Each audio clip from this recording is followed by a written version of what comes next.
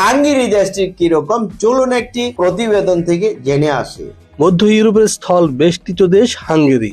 দেশটির সীমান্তবর্তী রাষ্ট্রগুলো হলো Ukraine, Romania, Serbia, Croatia, Slovenia, Austria ও স্লোভাকিয়া।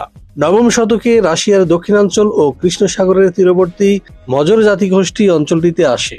মজর জাতিগোষ্ঠীর বংশধর হিসেবে নিজেদের পরিচয় দেয় হাঙ্গেরীয়রা। এর রাষ্ট্রীয় নাম রিপাবলিক অব হাঙ্গেরি। হাঙ্গেরির আয়তন 93,030 বর্গ কিলোমিটার, জনসংখ্যা 97,80,000। এর ভাষা হাঙ্গেরীয়। হাঙ্গেরির গড় আয়ু পুরুষ 72 এবং নারী 79। এর রাজধানী বুদাপেস্ট। এখন আমি আলোচনা করব আপনি হাঙ্গেরি কেন যাবেন। হাঙ্গেরি যাবেন, হাঙ্গেরির ভিসাটি হচ্ছে শতভাগ গ্যারান্টেড ভিসা, নিশ্চিত ভিসা।